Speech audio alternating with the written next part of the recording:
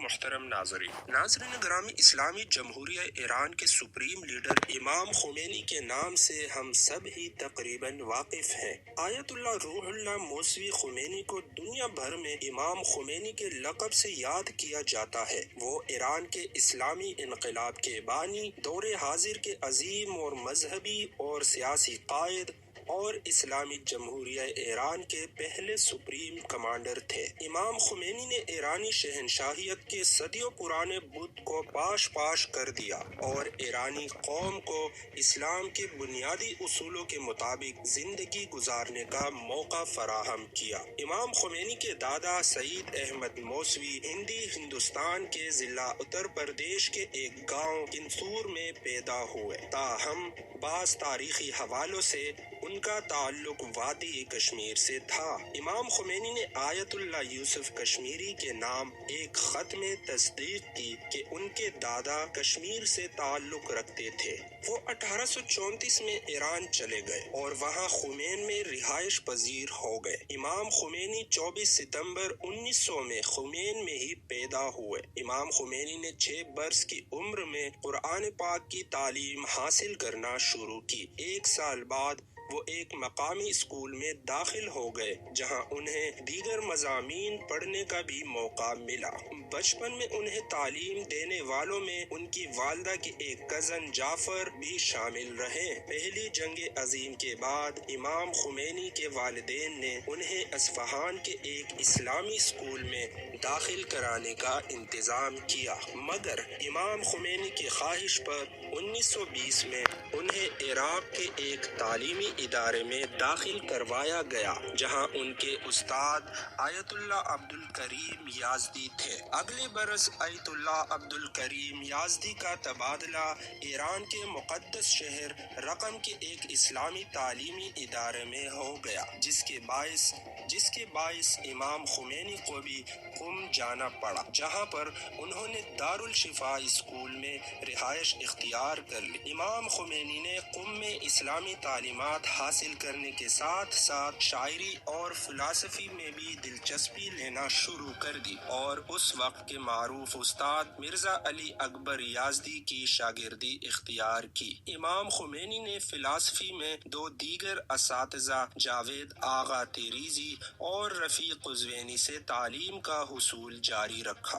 امام خمینی کے دیگر اساتذہ میں مرزا محمد علی شاہ آبادی بہت سرکردہ شخصیت تھے۔ روح اللہ خمینی اپنی تعلیم مکمل کرنے کے بعد نجف اور قم کے مختلف تعلیمی اداروں میں بطور لیکچرار خدمات سر انجام دیتے رہے، مگر اس دوران سیاسی امور سے بھی انہیں خاصی دلچسپی رہی۔ بہت جلد وہ ایک معروف مذہبی اسکالر کے طور پر منظر عام پر آ گئے۔ ان کے بہت سے شاگردوں نے بھی بعد ازاں بہت نام کمایا، جن میں ایک مرتضیٰ مظاہری بھی تھے، جنہیں دنیا ایک بڑے مذہبی اسکالر کے طور پر یاد کرتی ہے۔ روح اللہ خمینی نے اسلامی فلسفہ، قانون اور اخلاقیات پر متعدد مضامین اور کتابیں تحریر کی۔ آیت اللہ روح اللہ خمینی نے 1929 میں، جبکہ بعض کتابوں میں 1931 لکھا گیا ہے، تہران کے ایک مذہبی رہنما کی بیٹی خدیجہ ثقفی خمینی سے شادی کر لی۔ ان کے ہاں 7 بچوں کی پیدائش ہوئی، جن میں 2 کی کم سنی میں ہی وفات ہو گئی، جبکہ ان کی 3 بیٹیاں اور 2 بیٹے حیات رہے۔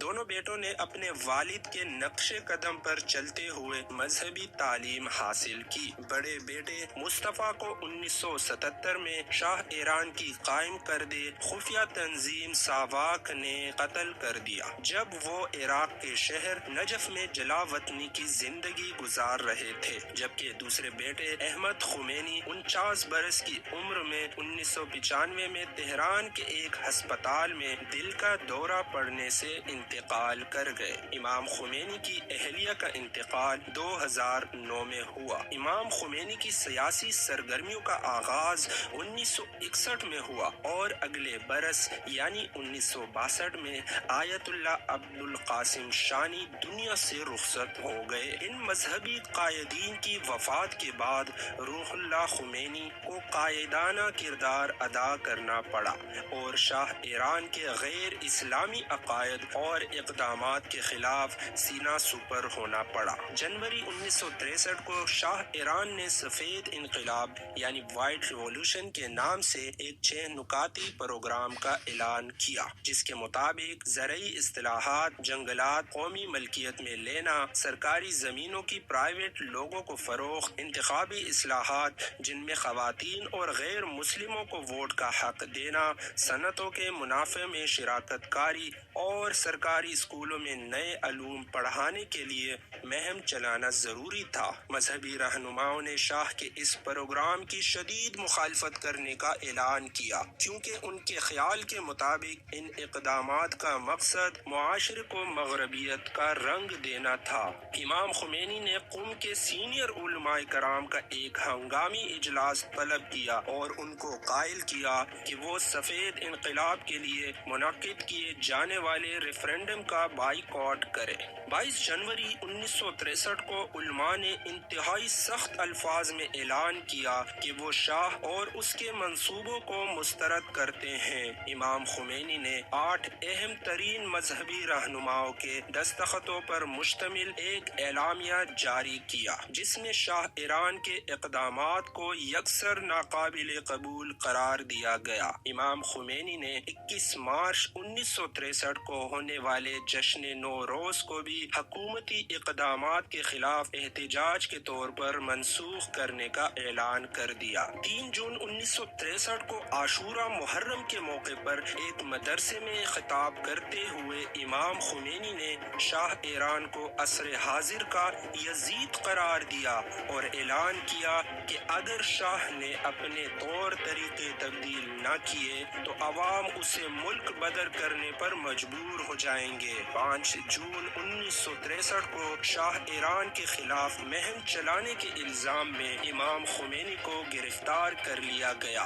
جس کے باعث ملک بھر میں ہنگامے پھوٹ پڑے، جس کے نتیجے میں تقریباً 400 افراد اپنی جان سے ہاتھ دھو بیٹھے۔ اگست 1963 میں امام خمینی کو رہائی مل سکی۔ نومبر 1964 میں شاہ ایران نے ایک حکم جاری کیا، جس کے مطابق ایران میں موجود امریکہ کے فوجیوں کو ملک کے مروجہ قانون سے مستثنی قرار دے دیا گیا اور کہا گیا کہ امریکی فوجیوں کے مقدمات ایرانی عدالتوں کے بجائے امریکہ کی اپنی بنائی ہوئی عدالتوں میں چلیں گے۔ امام خمینی نے شاہ کے اس اقدام کو بھی یکسر مسترد کر دیا، جس پر انہیں فوراً گرفتار کر لیا گیا اور 6 ماہ تک پابند سلاسل رہائی پر انہیں ایران کے وزیر اعظم حسن المنصور نے ملاقات کے لیے بلایا اور انہیں قائل کرنے کی کوشش کی کہ وہ شاہ کے خلاف اپنے اعلانات پر معافی مانگے۔ انکار پر وزیر اعظم نے امام خمینی کے ساتھ بدتمیزی کی۔ جب یہ خبر عوام تک پہنچی تو امام خمینی کے حامیوں نے اس پر شدید رد عمل ظاہر کیا۔ 2 ہفتے کے بعد وزیر اعظم منصور پارلیمنٹ کی طرف آتے ہوئے قتل کر دیے گئے۔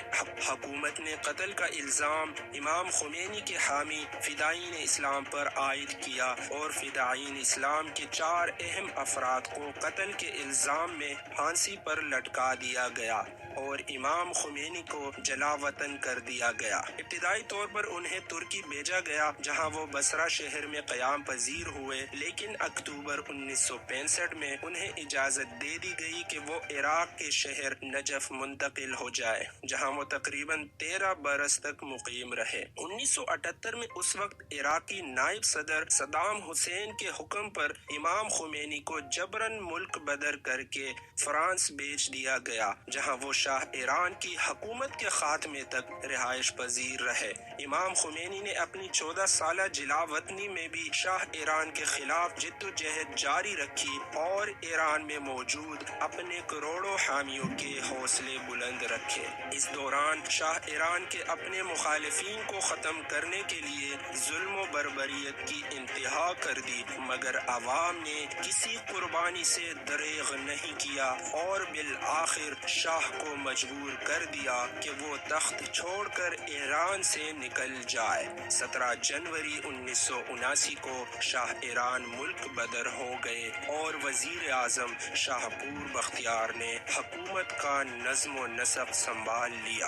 1 فروری 1979 کو امام خمینی فاتحانہ انداز میں اپنے ملک ایران میں واپس آئے، جہاں 60 لاکھ سے زائد افراد نے انتہائی پرجوش انداز میں اپنے لیڈر امام خمینی کا استقبال کیا۔ امام خمینی نے شاہپور بختیار کی حکومت کو تسلیم کرنے سے انکار کر دیا اور اعلان کیا کہ وہ قوم کے امنگوں کے مطابق نئی حکومت تشکیل دیں گے۔ 11 فروری 1979 کو انہوں نے ڈاکٹر مہدی بازرگان کو ایران کا عبوری وزیر اعظم مقرر کر دیا۔ اس طرح شاہ ایران کے حامیوں کا حکومت سے تعلق ختم ہو گیا۔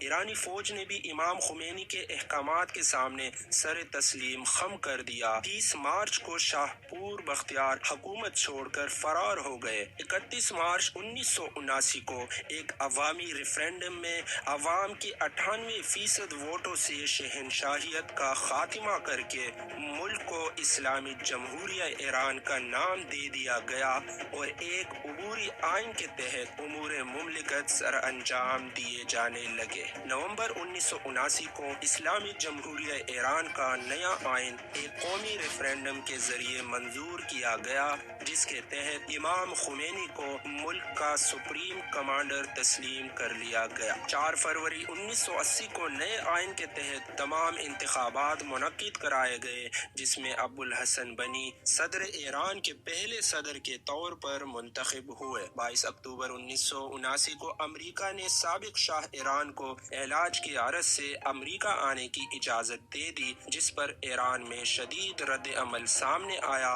اور عوام میں غم و غصہ کی لہر دوڑ گئی۔ 4 نومبر 1979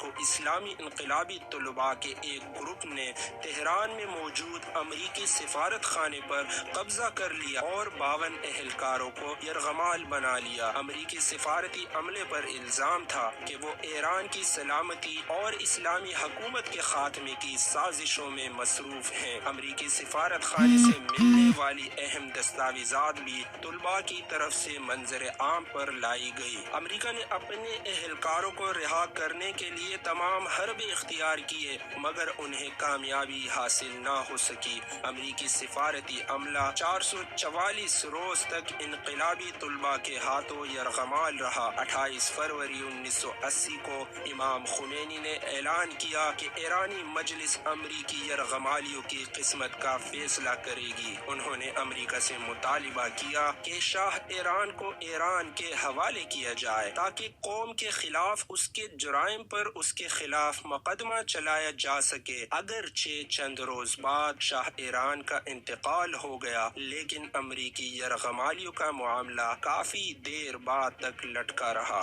امام خمینی مسلم امہ کے اتحاد اور یکجہتی کے متمنی تھے اور ان کی خواہش تھی کہ دنیا بھر میں اسلامی انقلاب پھیلایا جائے۔ ادھر مسلم ممالک جہاں آمرانہ حکومتیں قائم تھی، وہ خوف زدہ ہو گئے کہ کہیں ان کے ملکوں میں بھی انقلاب برپا نہ ہو جائے۔ انہوں نے ایران کی اسلامی حکومت کو کمزور کرنے کا ارادہ کر لیا۔ امریکہ، اسرائیل اور ایران مخالف دیگر ممالک بھی ان کوششوں کا حصہ بن گئے۔ ان ملکوں کا اعلی کار بن کر ستمبر 1980 میں عراق کے صدر صدام حسین نے ایران پر بھرپور حملہ کر دیا اور ایران کے کئی علاقوں پر قبضہ کر لیا۔ امام خمینی کی انقلابی قیادت میں ایرانی فوج اور قوم نے اس حملے کا ڈٹ کر مقابلہ کیا اور 1982 کے آغاز میں ہی نہ صرف عراق کی پیش قدمی روک دی، بلکہ اپنے تمام علاقے عراق سے واگزار کروا لیے گئے۔ عراق اور ایران کے درمیان یہ ہولناک جنگ 8 برس یعنی 1988 تک جاری رہی اور اس میں ایران کے 9 لاکھ سے زائد افراد ہلاک ہوئے۔ علاوہ ازیں 300 ارب ڈالر سے زائد کا مالی نقصان بھی ہوا، مگر ایرانی قوم نے یہ نقصانات جرأت اور بہادری کے ساتھ برداشت کیے۔ امام خمینی نے ہر موقع پر مسلم امہ کے جذبات کی ترجمانی کی اور اپنے خیالات کا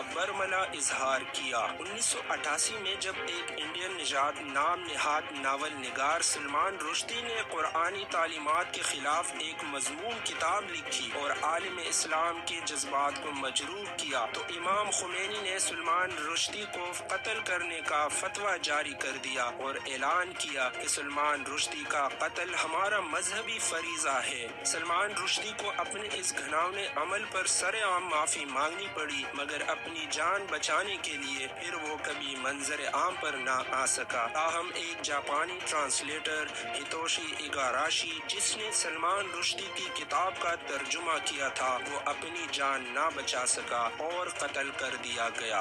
امام خمینی پر ان کے مخالفین نے اگرچہ متعدد الزامات عائد کیے کہ انہوں نے شاہ کے حامیوں اور اپنے دشمنوں کا بے دریغ قتل عام کیا اور شہری آزادیوں کو سلب کیا، مگر امام خمینی کے حامیوں کا موقف ہے کہ انقلاب کے بعد اسلامی حکومت کے استحکام اور عوام کی زندگی میں بہتری لانے کے لیے یہ ضروری تھا۔ امام خمینی بہترین مقرر اور لاجواب رائٹر تھے۔ اسلامی موضوعات کے علاوہ فلسفہ، ادب، شاعری اور گورنمنٹ اینڈ پالیٹکس پر ان کی بے شمار تحریریں موجود ہیں۔ 24 مئی 1989 کو امام خمینی کی طبیعت اچانک خراب ہو گئی اور انہیں ہسپتال لے جایا گیا، جہاں 11 روز تک ڈاکٹروں نے ان کی جان بچانے کی بھرپور کوشش کی مگر کامیاب نہ ہو سکے۔ بالآخر 3 جون بروز ہفتہ رات 10:22 پر وہ اپنے خالق حقیقی سے جا ملے۔ امام خمینی کی وفات کی خبر سنتے ہی لاکھوں لوگ سڑکوں پر نکل آئے۔ ان کی نماز جنازہ میں 20 لاکھ سے زائد افراد نے شرکت کی۔ امام خمینی کو تہران میں سپرد خاک کیا گیا اور وسیع و عریض بلڈنگ پر مشتمل ان کا مقبرہ تعمیر کیا گیا۔ محترم ناظرین، ویڈیو کو لائک اور شیئر ضرور کیجیے اور کمنٹ باکس میں ہمیں اپنی قیمتی رائے سے ضرور آگاہ کیجیے، اور ساتھ ساتھ اگلا ٹاپک کیا ہونا چاہیے اس بارے میں بھی اپنی رائے سے ضرور آگاہ کیجیے۔ اپنا دوستوں اور رشتہ داروں کا خیال رکھیں۔ اللہ حافظ۔